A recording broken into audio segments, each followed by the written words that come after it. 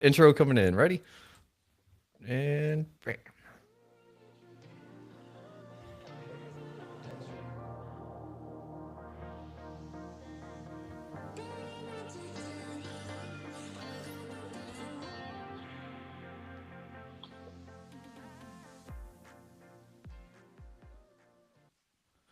Hello, hello, and welcome back to Retrieving Sanity with your podcast host, Keegan. And this is your podcast for all mental health, addiction, recovery issues, and topics. And I've got some questions for you, real quick.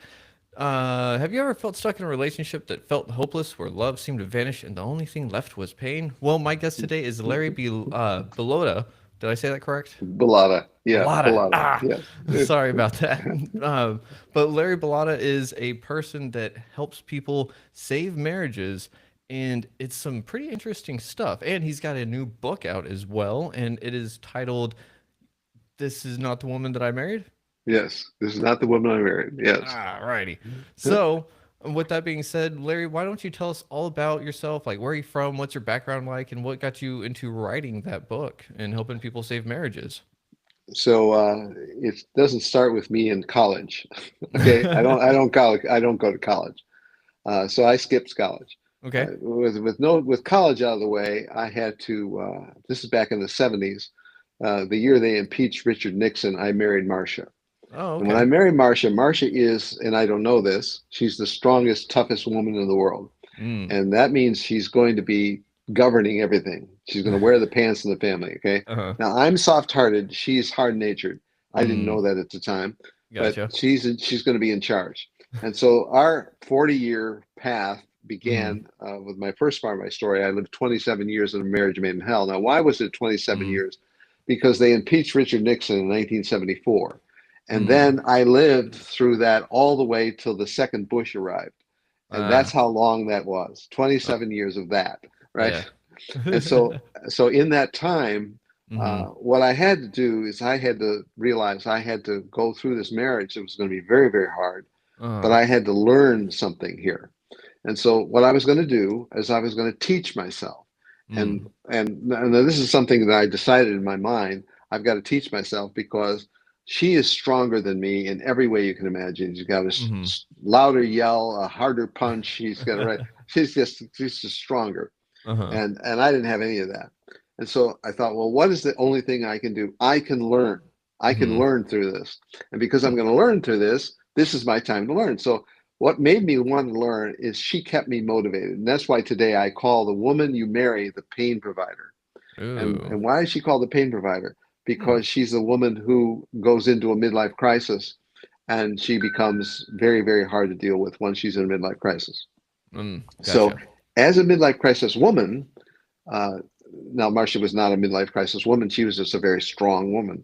Uh-huh. And because she was so strong, she was really unrelenting. And she Mm. would not let up any moment. In other words, she never became soft at any point in time. She Mm. never get, well, it's because it was Friday, it was late, and he was tired, and I understand. She would never like that. Never, Uh-huh. ever like that, right? So she was always taking the hard line on everything. And Mm. so I was learning because I would take yellow pads of legal paper and I would write what I was learning. I was write Ah. it out, right? Huh. And so what I was writing was what I did, what she did, what I said, what she said, Mm-hmm. what the confusion was, or what the anger was, what the accusation was. So whatever it was, I would write it out, and I would Mm. start to discover that there was things I was learning that I could do to Uh-huh. change my emotions. I could change how I felt. Mm-hmm. And when I changed how I felt, I started to learn things. And so what this ended up in this the 27 years did is I ended up developing a course for myself. And so the Mm. course for myself was how do I love myself? That's actually what my course was. I was teaching myself how to Huh. love myself. That's what so my story is I lived 27 years in a marriage made in hell, but in the 28th year I fell in love with my wife. But what I Mm. actually did is I fell in love with myself, and then I was able to love my wife. And when I Mm. loved my wife, I was able to give her a completely different message Mm-hmm. because my feelings were different. And because I Yeah. felt different, she felt different. And Mm-hmm. so she reacted differently, not as threatened and not as cornered and not as fierce Hmm. and not as mean. All Huh. right. So that was the story of what I had to get through. And Okay. so Richard Nixon to the second Bush. That's how Mm-hmm. long it took. And so that's the time when I finally loved and respected myself. And when I was doing that, and by the way, I didn't call it that to myself. I didn't say, I love and respect myself. Today's the day, you know. There Yeah. was no instant sudden change at Mm-hmm. all. It Yeah, was yeah. like a gradual thing that happens like time does, you know. It's Huh. very gradual and you can't really separate all the parts. Mm-hmm. So so that was the job. The job was to love myself. And so now I teach an idea called the energy train. And so the Mm. energy train Okay. is it's an energy train that has 7 cars.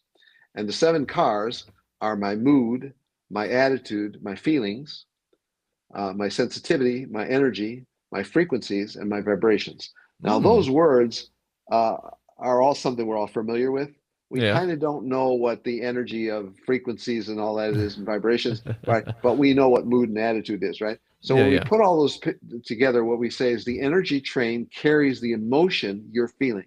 Mm. Everything you think, everything you believe, everything you feel, everything, every mood, every subconscious message, it's all loaded onto the train every day, every instant of every day. And Mm-hmm. it goes out and it reaches the person you marry. Yeah. And it unloads the emotion that's on the train. And that Mm. means that she feels everything you feel, or Uh-huh. he feels everything you feel. And so Mm-hmm. you really can't hide anything because the train is carrying everything and it's Mm. unloading everything freely. And so, because the energy train exists, we now have to ask the question, in the last 3 weeks of my life, what's my train been carrying? And Mm. so now you start to think, whoa, gee, what has my train been carrying? Like, well, Mm-hmm. anxiety, fear, and doubt, and worry, and uncertainty, right? Mm-hmm. And whatever my makeup of those emotions is.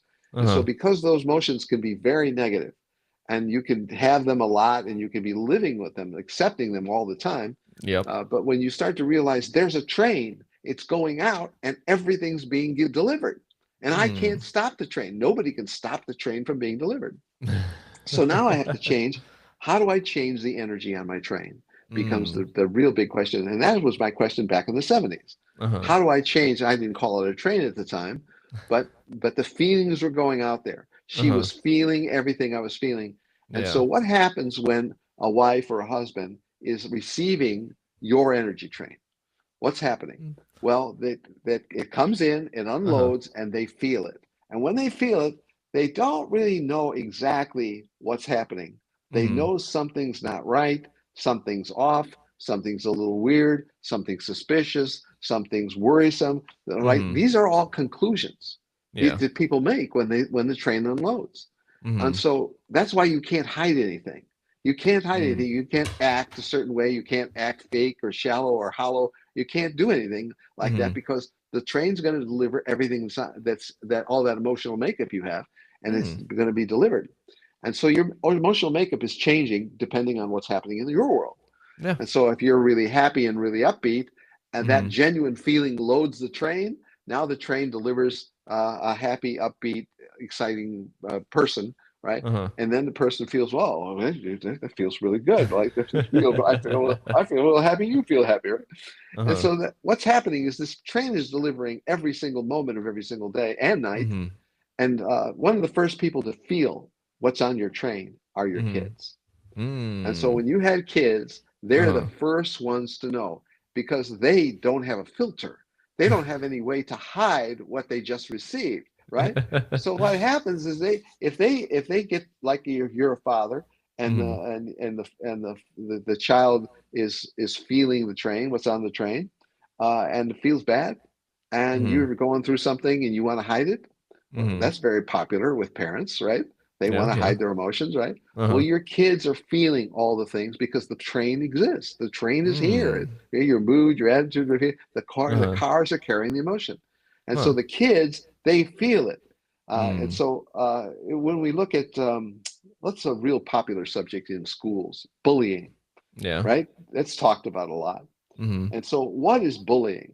Like, what is a bully? Well, a bully is a child from parents who are struggling with something.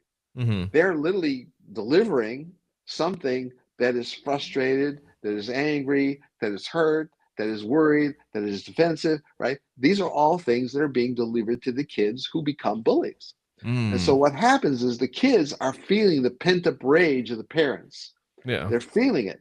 And Mm-hmm. now they don't know how to process it. They can't talk about it, right? Mm-hmm. So there's nothing you can do. No. So the kids have got to go to school. And when Mm-hmm. they go to school, what they do is they pick up the energy, the train of Uh-huh. the children that are weakest in the school.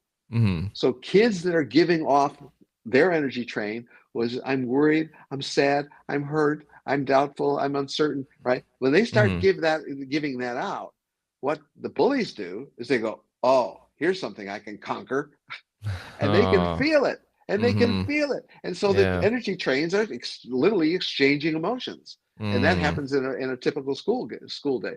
Now, this is not something that a school will ever directly deal with, because Mm. what it means is I take the bully, I drag the parents to school, and I punish them for Mm-hmm. what they're doing with their emotions, which a school will never do. Yeah, A no. school will never do that, right? Uh-uh. But this is just I bring up the bully thing Uh-huh. because the energy train is really the illustration of how the whole delivery system works, Mm-hmm. and it really does work. Yeah. And so the kids are the first people to actually feel that what that happens. So I'm talking to men who are, because this is a book for men. Uh-huh. I'm talking to men who have a woman who's in a midlife, or what they call a midlife crisis. Uh-huh. And the reason she's in a midlife crisis is because she's been abandoned, she's been Mm. abused, she's been neglected, and that puts her at the bottom of my scale of 10 to Mm. 0. And Yeah. that's what's called a chaos kid. So Mm. a chaos kid is talking about when you're an adult living in an adult body, you think you're an adult and you're all grown up, but you're not. You're really Mm. secretly a child living Yeah. inside in your mind as a chaos kid, because you Hmm. have the chaos in this big vat, this Mm-hmm. subconscious vat, where all the events of the 55,000 hours of 10 years, 55,000 hours of events are stored Uh-huh. there. Huh. I mean, could you imagine that? That's a big, big vat, right? And That's, yeah. at the top of the vat is a small glass jar. Uh-huh. And the small glass jar is your conscious mind. And that's the difference. So the big vat in the bottom, the Mm-hmm. small glass jar at the top, and the small glass jar is the conscious mind where this is what we think, this is Mm-hmm. what we believe, this is what we say to people, this is what I want, this is what I don't want. That's all conscious mind stuff, right? Mm-hmm. Yeah. But while we're living in that conscious mind, our subconscious is down here, and every once in a while, it Mm-hmm. surges up with an Mm. idea from the childhood. Uh-huh. And this is the reason why people act like teenagers. You know, when they're 60 or 40 or whatever, right? Uh-huh. They can do some really crazy things Uh-huh. when that subconscious thing comes up. It goes into the conscious mind and starts to mix with the thoughts of the present day life, Hmm. and you can end up being very, very immature because the subconscious is doing it. Hmm. And it's kind of embarrassing actually when you think about it, right? Yeah. Because we're always trying to keep that away Uh-huh. from the general public. Yeah, for So the most part. so that's all part of the picture of what happens to chaos kids. This is not the Mm-hmm. woman I married, Mm. because when these guys would say this to me, they're Uh-huh. really talking about the wife is what I call a normal woman. Mm. A normal woman irons her husband's favorite shirt. She makes Mm-hmm. his favorite dessert. She Yeah. calls him at work to see how he's doing, right? Uh-huh. She remembers little things about him that he wants to get from the grocery store, right? Mm-hmm. That's a normal woman, right? Yeah. A chaos kid is not a normal woman. She's not a normal woman, Uh-huh. because what happens to her is when the subconscious starts roaring up into the Mm-hmm. conscious mind, she Mm. changes her personality. She doesn't Mm. have the things a normal woman had. So the guy is witnessing this, and he's Mm-hmm. going, "Where'd my wife go?" Like, and Mm. then they come up with all kinds of slogans like "alien possessed my wife" and all these kinds of things, Uh-huh. because the change is so big, so Mm-hmm. vast, and so absolute. Everything she valued as this other person, she doesn't Mm. value anymore, right? Mm. If she cared about charity, doesn't care about charity anymore. If she cared Mm. about religion, doesn't care about religion anymore, right? Mm-hmm. Start actually doing the opposite. Yeah. That's how big a change it is. Oh. And I've been talking to people for 15 years, Oh wow. and studying this and I've got thousands of stories of people who have gone through this. Oh Uh, geez. so when the media and the general public talk about midlife crisis, Mm-hmm. they're really mostly talking about men, and they're talking about Mm. men in sports cars, and that's what Yeah, yeah. that's how they're thinking. Yeah, And yeah. so they kind of they also put it in a really positive light by saying that midlife is a time of change and times of rethinking and times of realization. And, right, they use Mhm. all these wonderful words to describe the midlife crisis, because Uh-huh. this is the midlife is a time of discovery, and all kinds of positive things. Uh-huh. But the people who are going through this, they don't buy that stuff. They don't accept it at all, Yeah. because they're looking at a major change. And so imagine, for 15 years I've been talking to these people, and I've been talking to these guys, hearing the story about, this is not the woman I married. She's Mhm. not that woman. And Mhm. that woman was wonderful. This thing that took over my wife, Uh-huh. oh, that's terrible. Right? And Mm. they have like terrible things to say about her. Yeah. But the thing that I notice is they all still love their chaos kids. They love Mm. them still. They're Mm. not giving up. And so that's really what I'm determined to help. I'm determined to help him save the girl who is the chaos kid from her chaos. And Mm. so that's really what he's got to do. His job is to heal her chaos. So Mm. how does he heal his chaos? And now we got to think about him, Uh-huh. because it turns out he's carrying something that she's feeding off of. And so what Mm. happens is his emotions are Uh-huh. not being governed by him. He's not controlling his emotions. He's not steering his emotions. He doesn't Mm. even have he doesn't even have a guide for his emotions. And Yeah. so he's stuffing his emotions, and he's doing all these things that we all hear people talk about. Uh-huh. And so now he can't stop it. So Mm. whatever he's feeling, she's feeling, and now the Uh-huh. energy train is here, right? Yeah. And it's unloading his emotions. And so the idea is he's got to get his emotions into a place that he's actually thinking positively and not Mm. negatively. And so Mhm. he's got to change his way of thinking, and that's really where the change starts. The change begins Mm. with the way you think. Okay. In fact, when we're talking about energy, what you think, what you imagine, and what you believe are really the substance of energy. Because Mm. so when you think about something, you're Mhm. thinking about a topic like how to make apple pies. That's a topic, okay? Yeah. How to make apple pies. Okay. And so why do you believe an apple pie should be made this way? Well, Mm. it's got to be made this way. You got to make these slices this thick, not Mhm. too thick. Just got to be this thick, and you Uh-huh. got to put them all in the thing in the plate a certain way, and then you got to put the sugar in, put the bread, and then you got to cut these dough slices, and you got to lay them crisscross so they look really attractive, right? So there's a whole prescription for how to Uh-huh. make a really proper apple pie. Uh-huh. So that's what I believe. But now I could ask the second question: why do you believe it? Mm. Well, because my grandmother raised me. Uh-huh. Like, what does that got to do with anything? Well, Uh-huh. she's the one who showed me how to make apple pies like this, and they had to be perfect, right? Uh-huh. So why do you believe it? I believe it because my grandmother gave it to me. That's Mm. why I Yeah, believe yeah. it. So Uh-huh. what do you believe and why do you believe it? I use the apple pie analogy because this is the way to make the pie. Mhm. Grandma said so, right? Yeah. So when we go into life, you start thinking about, well, what do you believe Mhm. about it? What do you believe about what? What Everything. do you believe about any specific thing? Uh-huh. What do you believe about golf? I hate Mm. the game, right? What do you believe Mm. about golf? I love the game, right? Uh-huh.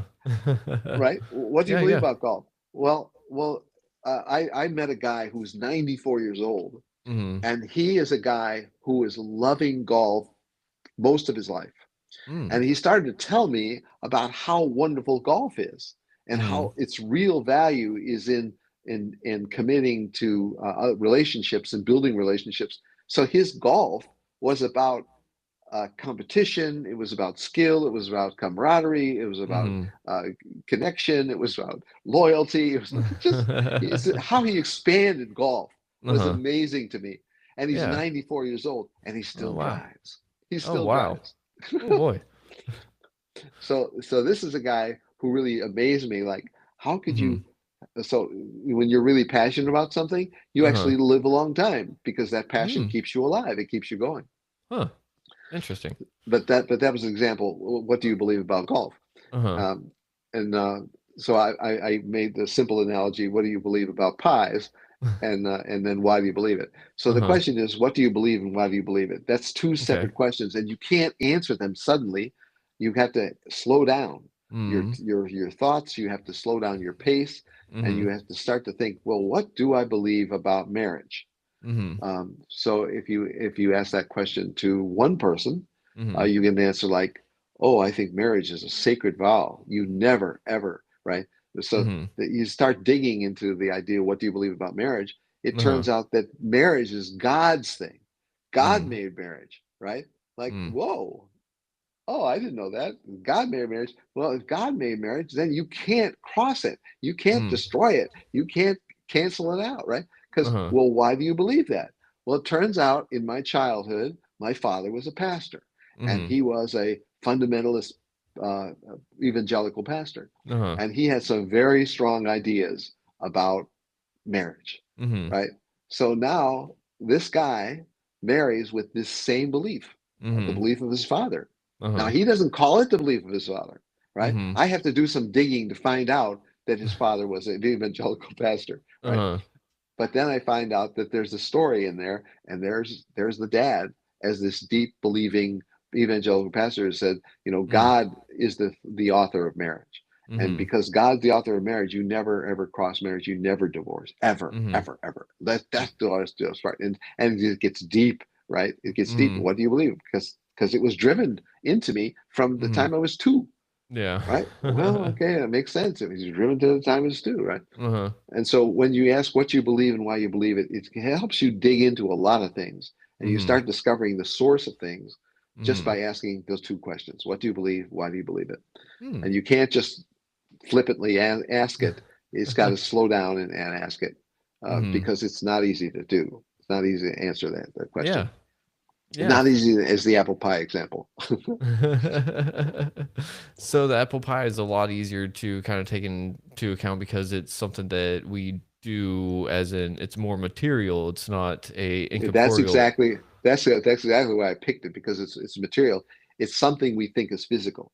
Mm. Um, but when we're talking about the whole idea of marriage Mm-hmm. and how you take intimacy, for example, Uh-huh. uh, so in this book, in the first chapter, I put Mm. the 26 uh, signs that you're losing her heart, Mm. That's and the hard. 26 signs that you're losing her heart is like Uh-huh. kind of gut wrenching if you've already done it, Yeah, because I can imagine.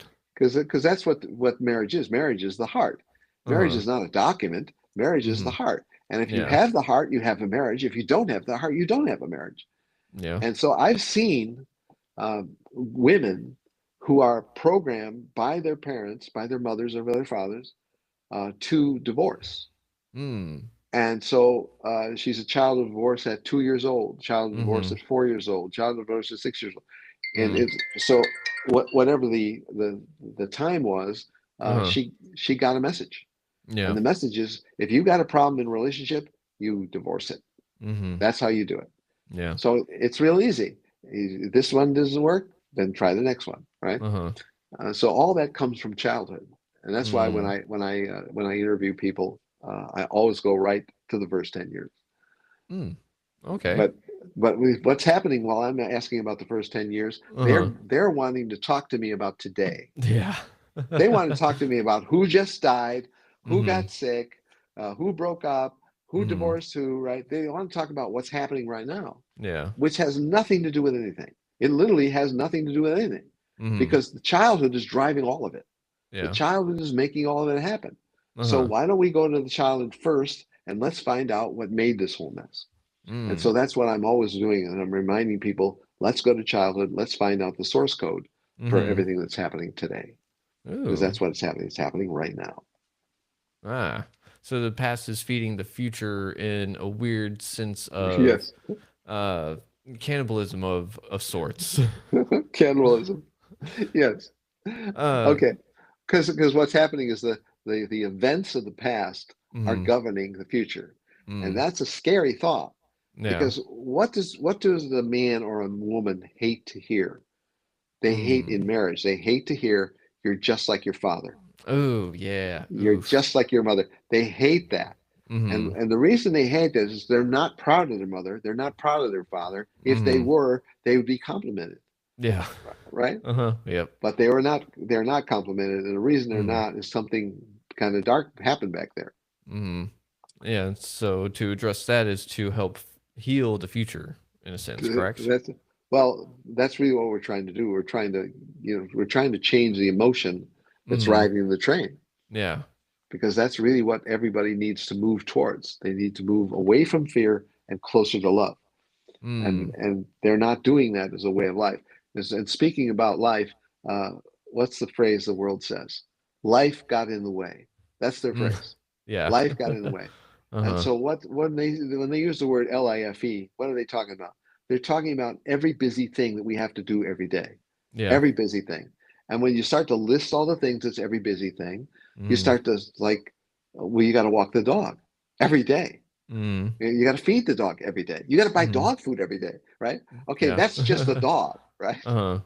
But now if you got a kid, what do you got to do? You got to get them dressed if they're Mm. 5 years old. You got to get Mm. their shoes on. You got right. There's things to do, right? So when Yeah, you yeah. start putting the list together of all the things called life, you Mm. start really, it got in the way. Now, why did it get in the way?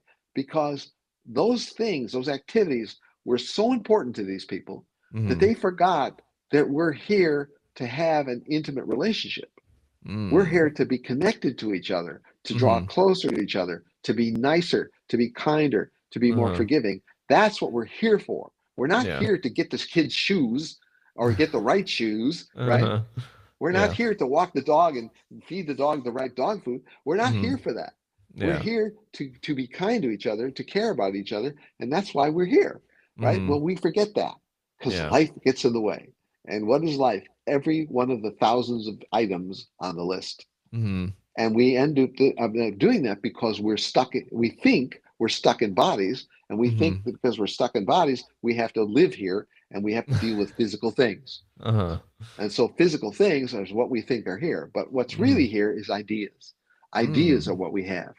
We have Ooh. ideas. We really don't have physical things. And quantum physics tells us we don't have physical things. And there's Mhm. no real things here, right? There's the perception of things, Uh-huh. there's the illusion of things. But what Mhm. we really are doing is we're trying to live in a world where we keep the energy of ideas alive. And so Mm. in marriage, the idea is intimacy. That's Mm. the top of the goal. We've Yeah. got to get the two of us closer. So if we're going to get ourselves closer to each other, we have to think about the ideas of what is kindness, Mhm. what is forgiveness, what is Mhm. thoughtfulness, what is warmth, Mhm. what is clarity, what is beauty. Right? Uh-huh. We start thinking about the things that make us a more positive person. Uh-huh. And when we think those thoughts, we're going to move in that direction. If we Mhm. don't think those thoughts, because if we have two grand lists, I call the world of fear and the world of love, and there's 25 world of fear words and Uh-huh. 25 world of love words. Mm. That's like an illustration of the worst things in life, the world of fear, and the Uh-huh. best things in life, the world of love. Right? Mm. Very simple Yeah. idea. Right? Uh-huh. If we start to move towards love in the subject of marriage and intimacy, Mhm. we're having something that moves us to a place where we want to be. We want to Mm. be in love. We don't want to be in fear, because Mm. that's what kills. What every marriage I've ever heard of has Mm. been killed by fear. Yeah. Every kind of fear you can imagine, but it's all fear. Mm. And so it's not a love list that they've been governed by. It's a fear Mhm. list they've been governed by, Ooh. and they just can't get out of it. Yeah. That's really actually on point, I think, because if anything, no one would want to leave somewhere that they feel safe, right? That's right. That's right. So, yeah, fear would definitely be a driving factor for people wanting to seek divorce, and then if that's ingrained to their pattern recognition or their programming early on, then for sure they're going to go that way. But it's kind of one of those things like, how do you tell someone that they're going towards fear whenever they think that they're going towards safety? Well, so what they're going towards safety is they're going to the illusion of something that's safe.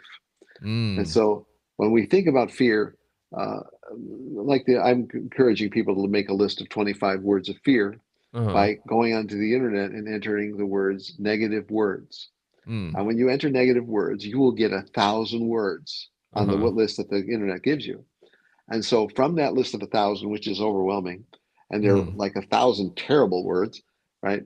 Mm. You got to pick 25, and you make 25. It's hand selected words that you relate Mm. to. Okay. So I have a word like a word that's on my fear list called crazy. And the reason Mm. it's on there is because I relate to it because I lived a part of my life where I used to say crazy all the time. I Mm. said it so much that people would call me on it, say, "Why are you always saying like crazy? Why are you always talking about crazy?" Right? And then when they said that to me and confronted me, I said, Uh-huh. "I don't say that. I don't say that." I denied it. Uh-huh. I denied it. I didn't even hear myself saying it. Uh. That's how lost I was. Huh. But so that's why crazy is on my list of fear words, Uh-huh. right? So fear has uh, all the words that will take Mm. away everything that you value. Everything you value is what you love, and everything Mm. you love is in the love list. Everything that hurts you is in the fear list. And so Mm. what the idea between the two lists of the world of fear and the world of love is you have to look at the page back and forth and Uh-huh. say, I don't want this. I want Mm. that. Uh-huh. I don't want this. I want that. Well, that's making a choice. Mm. And you're Yeah. choosing again and again and again every time you look at the list. You glance Mm. at the to list, you go, ooh, I don't want that. I want this. Mm. Oh, I don't Yeah. want that. Like the next day, you look at the list again, and what are you doing? Like, I still don't like that list. I still don't want this. I don't want this. I want Uh-huh. that. Right. Yeah. And so what you're doing is you're literally choosing in your mind again and again. So I did this for about three or Mm. 4 weeks Mm. when I actually discovered that you can make the 25 fear words and 25 love words. Uh-huh. And so I wasn't aware of this at all. Uh, but what I had to do at a really difficult time is I had to make some difficult decisions. Mm. And when I did, I was making decisions that are part of the love list. They're literally in Mm. agreement with the love list. Huh. And so I had to make some sacrifices and to compromise some things I didn't want to compromise. And Mm. so I was starting to make love decisions and not fear decisions. Huh. And like it felt like, wow, oh, how did I do that? So I did it subconsciously Mm. because subconsciously the fear love list teaches you what you want. And Mm. you're actually choosing every time you look at it. Because Mm. once you stack a bunch of fear words, you're not going to like it. You're Mm. not going to like the fear list. It's clearly going to be, I don't want to like it. I don't Yeah. want it. And because it's right next to the love list, you're going to Mm. always choose the love list. You're going to Yeah. always choose the list you love. Yeah. And Okay. and what are words really? Words Uh-huh. are energy containers. Words are Mm. energy containers. So a word like value. Uh, Mm. so value is a set of energies that are Mm. all together. And if we stay in the world of words, uh, the word value is connected with synonyms, like maybe 8 Mm. synonyms. Okay. So those 8 synonyms are 8 energies around the Mm. value word. And if you take value and put it in the center, you circulate it with all the synonyms, you Mm. now have a ball of energy. And Huh. that's how these things, these words are not just words that you spell out with the letters. Uh-huh. These words are all representative of energies because we didn't have words in the beginning. Mm. There was just feelings, Yeah. right? We just had feelings. We just had emotions, right? Uh-huh. So what we're trying to do is we're trying to move to a place where we feel love and don't feel fear. That's really what Mm. we're all trying to do. We're trying Yeah. to find some way to do that. And all of us have all these different belief systems. And, Mm. and everybody's saying, well, my belief system is better. So we like find something to argue with. Mm-hmm. But all of that is being uh, pulled together uh, by the idea of chaos kids and what Mm-hmm. chaos is. And chaos is built on fear, and fear Mm-hmm. is in childhood, and childhood is the beginning of the life, and and that turns out to be how you end up living. Yeah. Okay. So one thing that I'm kind of hearing is, or not what I'm hearing is what you've said is that to help heal the marriage, so the guy has to go back to his childhood to heal himself there, and then from there he can help heal the wife. Is that correct? That's right. So he starts to heal himself. Mm-hmm. He starts moving to love and away from fear. Mm. Because what the guy is doing is he's living in fear most of his life. Uh-huh. Why does he go to alcohol? Why does he go to drugs? Why does Fear. he go to all the things, all the habits, all the addictions. Why does he do that? Because Mm. he doesn't have anything else but fear. And he's afraid of a lot of things, and he's insecure about a lot of things because he's living this way. He thinks he's got some way to, hey, we got married and I got the girl, right? And then Mm-hmm. once I got the girl, what's he do? He treats her the way his father treated his mother. Yeah. And Yeah. when he treats her like the father treated his mother, he doesn't even know he's doing it, Mm-mm.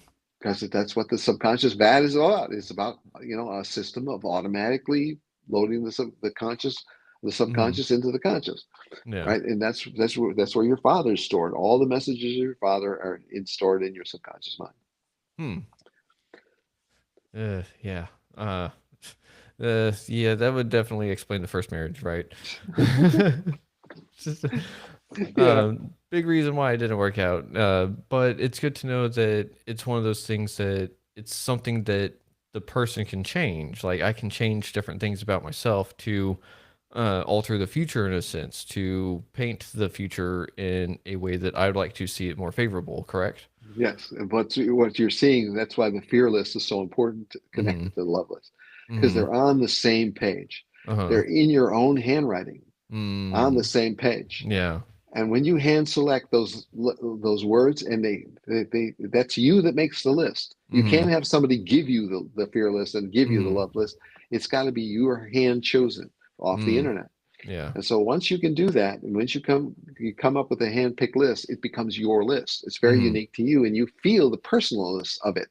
And Mm. so he's like, "Well, I really don't want to live the way I did. I Mm. don't want that list. Literally represents a lot of the things I used to believe in, a lot Yeah. of the things I thought felt good, a lot Mm. of things that used to give me a high, or just do something for me, something shallow, right? Mm. And so I need to live in love, and I need to leave fear. Well, the job of leaving fear and moving to love is not something that's simple, quick, and easy at all, Yeah. right? Uh-huh. And as you can imagine, moving from fear to love is not simple, quick, or easy, right? Mm-mm. So since it's not, what am I going to do to break down the steps of moving from love to fear, or from fear to Mm. love?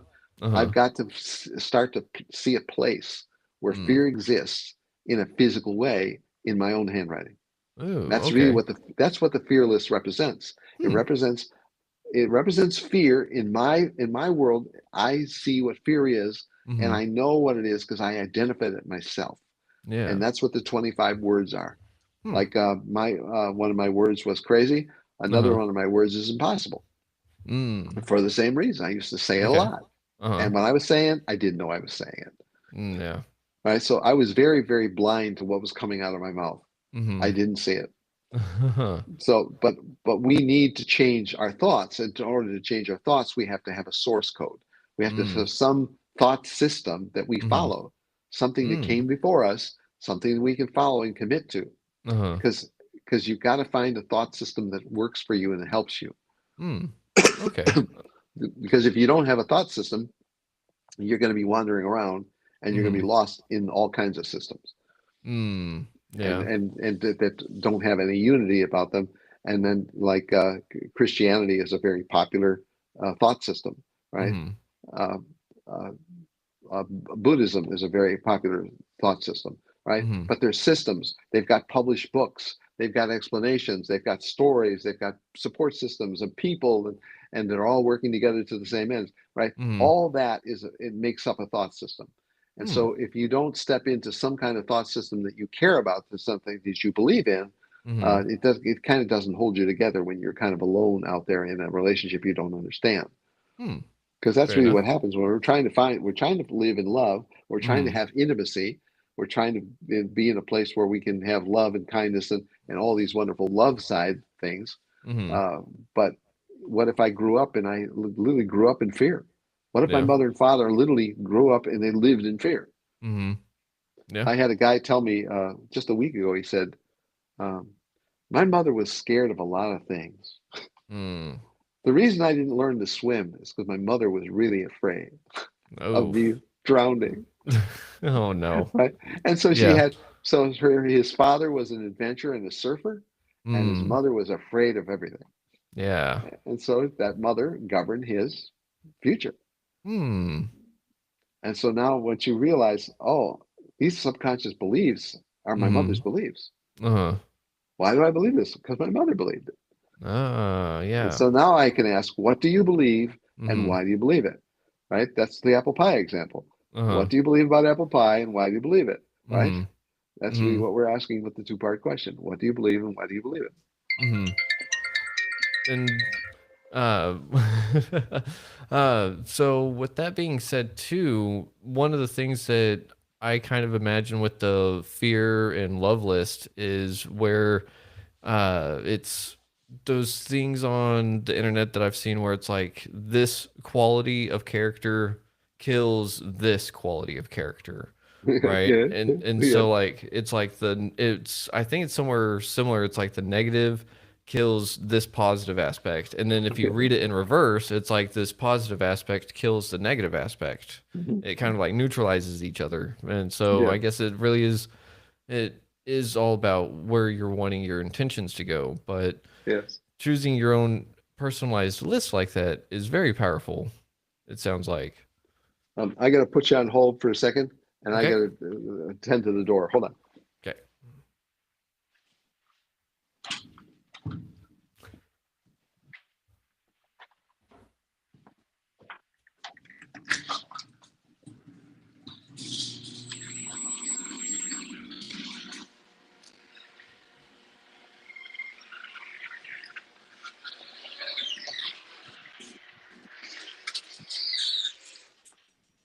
I'm on the podcast right now.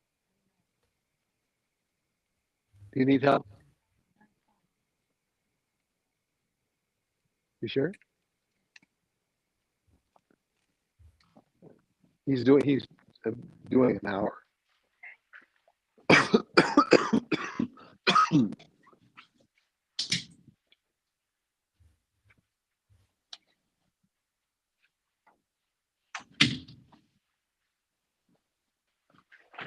All right. Alrighty.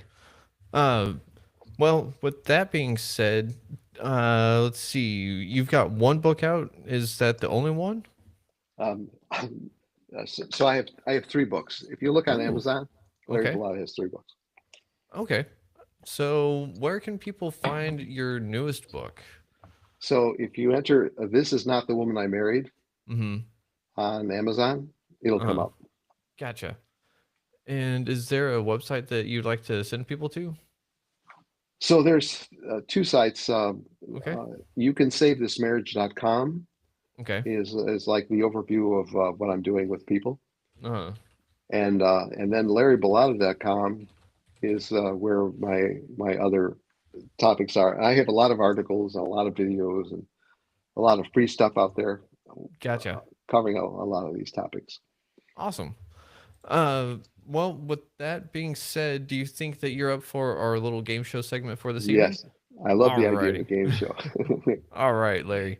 So, with that being said, we've got a little game show for you called Chaos or Clarity. I'm going to throw out a few real life relationship scenarios, and you tell us whether what's happening is pure chaos or actually a hidden moment of clarity and why. Are you ready? Okay, all right, go ahead. All right.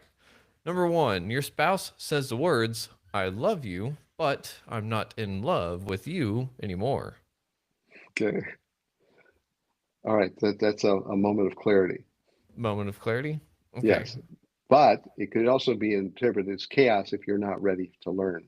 If you're not Mm, ready to learn, then it'll drive you into chaos. If you are ready to learn, it's a moment of clarity. And so for the men I'm thinking about, the clarity is going to happen when he realizes, oh, I've been an idiot. I mm, shouldn't have treated her this way. That's why I'm saying it's clarity first. mm. But a guy who's not ready to realize what he did and the mistakes he made, he's not ready to do that. So now it's a moment of chaos Yeah. because now he's now going to dwell in, oh my God, I can't, Yeah. That's pretty intense. But number two says your partner, sorry, but number two, you notice your partner suddenly changing their routines, their style, or interests out of nowhere. um, all right, that's first going to be chaos. Mm, gotcha. Yeah. And the reason it's chaos is because when in the average man, I'm saying the average man, Mm-hmm. When the average man has that situation happen, he doesn't get suspicious. He Mm-hmm. just starts reinterpreting what he thinks it means. Mm. And he starts to come up with different meanings. Well, it's because she did this, and because her father died. It's because she's sick. It's because she's going through menopause. It's because, right? Mm. So Yeah. that would be chaos, which he'd be reacting to chaos, like, oh, I'm upset because, and then he comes up with all chaotic reasons. Mm. But clarity would not happen until he started to realize that uh, this is not happening because of anything I'm doing. This is Mm. happening through something that she's going through. And then if he starts to realize that childhood makes marriage be what it is, Mm-hmm. he's going to realize, hey, I think this is a childhood thing happening. Yeah. And that would be a moment of clarity then. So it would Got. start as chaos and become clarity. Ooh, okay. So it's almost a pattern somewhere. If Yes. number three turns out to be the same, we'll call it a pattern.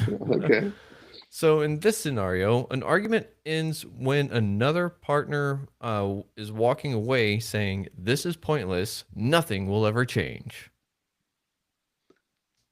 Um, all right. So the first reaction is going to be chaos Okay. because uh, that's a that's a statement that's designed to create frustration. Mm. So if a woman says that, Uh-huh. she's going to create frustration in the man because he's going to feel like a failure. And what a man never wants is he never wants to feel like a failure. Mm-mm. And that's a failure. This is a man failure statement that you mentioned. So Oh that's going boy. to create immediate chaos. Uh-huh. Yeah, but then again, when we think about uh, what does that lead to, it leads to the pain provider who Mm. creates clarity for the Uh-huh. person who has started to realize, oh, what have I done? You know, Mm. what is my part in this? And a man who can actually do something about it does something about it. Mm. And some very I've talked to some very determined men over the years, and Mm. I've seen what the really male determination really looks like when he really cleans up his act and starts to really, you know, Mm-hmm. get really clear about what he is doing and why he's doing it, Mm-hmm. and starts to change what he thinks, Mm. which is the beginning of every change. Yeah. Thinking has to change. Yep. Sure sounds like it. Thinking has to change and actions will follow, right? Yes, All but right. actions, we don't change actions first. Mm, We change thoughts first. gotcha. Change thoughts first, actions follow. Yeah. So it sounds like there's a pattern there. So let's check out number four. Your spouse announces that they want a divorce, but can't clearly explain why. Um, that's going to be chaos Mm, because a man does not know how to interpret everything that she's been saying mm, because she's been saying several things and he doesn't know how to make like he's not good with puzzles. mm, He can't really make out the puzzle of what she can't explain. uh-huh, But what he does have he probably has a feeling, mm, and the feeling is an ominous feeling that's he's losing something. mm, And what that means is he's losing her heart. mm. And Yeah. that's kind of the backstory of what the scenario you just came up with. He's what's she doing? Well, she's actually giving him signs that he's losing Mm, her heart. You know, mm. like in the front of the book, you know that the Amazon feature where they say, you know, read this, right? So Yeah. you can read that first chapter Ah, just by going to the place of like look in the book. So the okay. 26 signs of losing her heart. Mm, So those signs are signs that the heart's being lost, and when the heart's being lost, the marriage doesn't exist. mm, So the marriage is only the heart. It's nothing else. It's not marriage licenses. It's not legal. It's not like that's all counter stuff that we make in the mm, physical world to keep the whole structure together. mm, But that's not even a thing. mm. It's the heart that keeps the marriage together, Yeah. not legal documents and documentation. Yep. That is for sure. That is for sure. And last up, number five, you discovered that your partner's parents had a history of infidelity, and now the same patterns are showing up in your marriage. Okay, so that's a moment of clarity because you have to see the past to Mm. see to look at the present and see that they're connected, and that's Mm. a moment of clarity, not a Ah. moment of clarity, not a moment of chaos. Okay. So that'd be my version. Nice. So if we're going to look at these kind of scenarios in the future, it's probably best if we look at the past first before we move forward, right? Yes, yes. Ah. You got to look at the childhood to find out what does the present mean. Mm-hmm. Because there's a thing I teach in my course called the meaning and movie machine. Mm. The meaning in the movie. Now, Okay. what's the meaning and what's the movie? So first, the movie is what the five senses tell you. Mm-hmm. So if we didn't have five senses, we would not know we're living here. Yeah. If we couldn't see, if we couldn't hear, we couldn't smell, if we couldn't taste, we couldn't touch, if we didn't have those five senses bringing Mm. us to all this data, we would not know we were here, Yeah. right? So when the five senses tell us there's a world, Mm-hmm. that's the only thing we have. We Mm. only know that the five senses are telling us about the world. Mm-hmm. Okay, so now what's the next thing we have to do? We have to create the meaning of what's happening, Mm. right? Mm. Once we decide the meaning, once we decide what the movie means, Uh-huh. the next thing that happens is we get a feeling. Mm-hmm. So meaning in movie makes a feeling. And Mm. once you get a feeling, you get a belief. And once you Mm. get a belief, you get an attitude. Once you get an attitude, you take an action. And there's where Uh. action is. See where action is? It's down at the Uh-huh. end of the line, right? Uh-huh. But meaning in movie, the meaning in movie machine, I just talk about the most important part of the course is the meaning in movie machine because that's the center of the beginning of everything. Mm. And so when you're talking about clarity and chaos, Mm. you're really talking about situations where the meaning and movie have to come together. Because if Ah. something is happening bad in the movie, you Mm-hmm. have to decide what it means. Mm. Does this mean something good or does this mean something bad? There's that goodness and badness, and fear and love. It's the same thing. You Yeah. keep coming back to, you know, this way or that way. Mm-hmm. That would definitely be a great reason to make sure that everyone's on the same page whenever it comes to marriage, right? Yes. Yeah. Well, there's a lot of ins and outs on how people decide to get married. Um, but the important thing is when you get married, you have to know that what am I really doing here? Mm. I'm doing this because I'm I've cleared the whole hurdle of chaos kid. She's Mm-hmm. not a chaos kid. So I got married a second time. And when Mm. I got married a second time, my wife has a father who left her. And Mm-hmm. so she was abandoned by her father. And her father left five children. Mm. And so, like little kids, Uh-huh. he left five little kids because he was Uh. going through a midlife crisis and he Mm-hmm. abandoned his wife. Right. Mm. And so I was not at a point where I can do anything about that at the time. Right. Uh-huh. Because that's in the 1960s. Mm. But because of that abandoning, my wife is got the chaos of her father, Mm-hmm. but what she's got is the strength of her mother. This is a woman who was an engineer, Mm-hmm. and she was an engineer back in the days when it was all men, Uh-huh. and she was an engineer who was very good with people, Mm-hmm. and she also had a house sitter who Mm-hmm. was like her mother. And Yeah. so she had a mother, and her mother was her father. And so Mm. that kind of balanced her out. But that scar of the father abandoning her uh, Mm-hmm. is actually creating like a quirkiness about her. Huh. And I because I know that I now know this story, I know this, and I keep that in the front of my mind. Uh-huh. That's a quirkiness that she has, Mm. and I gotta let that go. I can't Mm-hmm. hold on to that. That's a quirkiness that her father created, and for abandoning her. Mm. And now I realized, yeah, that's going to be here. That's something I say. I got to live with that. Yeah. Oh man. Well, it's good that you can see that kind of thing nowadays. And it's so good that you are helping people with this kind of thing in general because marriage is just really tricky and I think people need a lot more help with it from the outside sometimes than they let on. Or I don't know. I just think that marriage is one of those things that people need to work on a bunch, whether well, they think well, it's good or not. well. They have the idea. I don't want to be alone. Mm-hmm. They don't want to be alone. Yeah. And when they're alone, they don't like it. It doesn't feel good when they're alone. And Mm-hmm. some people really feel really bothered by the aloneness a lot. Mm-hmm. Yeah. And some people are really struggling with it. right? Mm-hmm. But the people who really struggle with it try to do something about it, and they try to go Mm-hmm. date and find people, and that's why there's Tinder and Match and all the crazy things, right? Because Uh-huh. why they don't want to be alone, right? Yeah. And so when we're talking about a long-term committed marriage of Mm. loyalty and commitment, you've got to have something inside your subconscious that says loyalty and commitment and sticking to it and keeping your promises. This got to be a real thing that's really in here. Mm-hmm. It's got to be a part of me. It's got to Yeah. be something that I love, something I've thought through. What do I believe? Why do I believe it?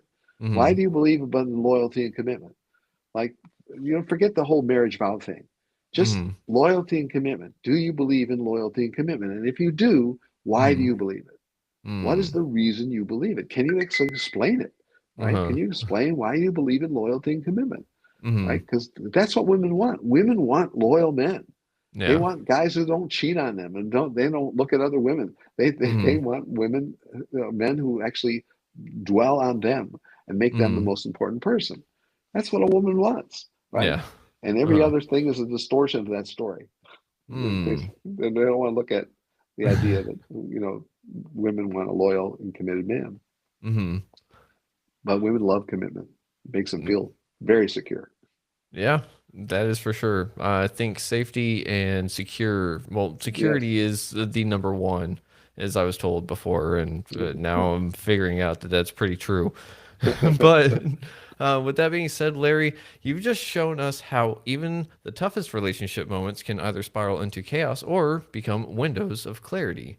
And Yes. that is exactly why we're recognizing you today with the honorary title of the Marriage Mindset Maverick, because you've taken the hardest personal experiences and turned them into a map for others to find their way back to love. So, Thank you. of course. Thank you, Uh, Keegan. That's really good. I appreciate it. Yeah. And thank you for just being on the show. But I've got to ask, do you think that we could get you back on in the future so we could dive into either more of your books or how to help marriages with more defined ways, maybe more expanded scenarios or something? So I discovered there's a thing called soft-hearted men Mm-hmm. and hard-natured women. Mm. And soft-hearted men, that's what I am. Mm-hmm. Hard-natured woman is what Marsha was. So I wrote a Mm-hmm. book called Soft-Hearted Woman, Hard World. It's called Mm. Soft-Hearted Woman, Hard World, and Uh-huh. that's a book that is all about soft-hearted women. But Mm. it turns out that women don't want to read it. Soft-hearted women don't want to read that book because they don't think they need it. Uh-huh. They're kind of um, like pretty content being soft-hearted, and they don't want to learn about it. Mm-hmm. But it turns out the audience for that book turns out to be hard-natured women who are Mm. married to soft-hearted men. Mm. Soft-hearted men really care about what everybody thinks of them, and they Mm. don't want anybody to think badly of them, and they don't want everyone to look bad. When they want divorces, they always try to look good all the time. So Mm. they try to be really good dads and everything. And so Uh-huh. that's how soft-hearted men behave, right? So these Mm. hard-natured women like that book because it's helping them, like they read the book that's written for soft-hearted women and they try to apply it to their soft-hearted man. So that was a book that was a little off target. I mean, there's only one way to find out these kind of things, right? Is through a little bit of experimentation. Yes, that's right. Yeah, Uh, I'd love to come back. awesome. Yeah. Well, I really appreciate it, and I've got one more question for you, if you don't mind. Okay, go ahead. All right. So, Larry, the name of this podcast is Retrieving Sanity, and we explore how all facets of living life impact mental health. Looking at the incredible motley adventures of your life, what does retrieving sanity personally mean to you today, and what's one practice or perspective you believe is crucial for anyone on that journey? So if you're retrieving sanity, that says that you're in your right mind. Mm. So if we think in terms of a wrong mind and a right mind, Mm-hmm. uh, and so I talk about a wrong mind because a wrong mind is the wrong-minded life of the ego. Mm-hmm. Everybody's for centuries they've talked about the ego as really bad, Mm-hmm. right? And because the ego is nothing but trouble, right? Yeah. Because it's always looking at the fear side of everything, right? Mm. And so if you're to get into a place where you can have sanity, Uh-huh. your sanity would come from losing your ego. Mm. When you lose your ego, you're free from being insane Mm. because the ego is insane. Huh. Huh. Okay. So nothing good has been written about the ego, and so when we talk about insanity or Mm. getting to sanity, Uh-huh. what makes a person sane? Less ego makes a Mm. person sane. The Gotcha. less ego a person has, the more sane they are. Hmm. The more ego they have, the more insane they are. Huh. More You know? wrong-minded, more ego. More right-minded, less ego. Huh. That actually makes a whole lot of sense that I never really put together before. So thank you for that, Larry.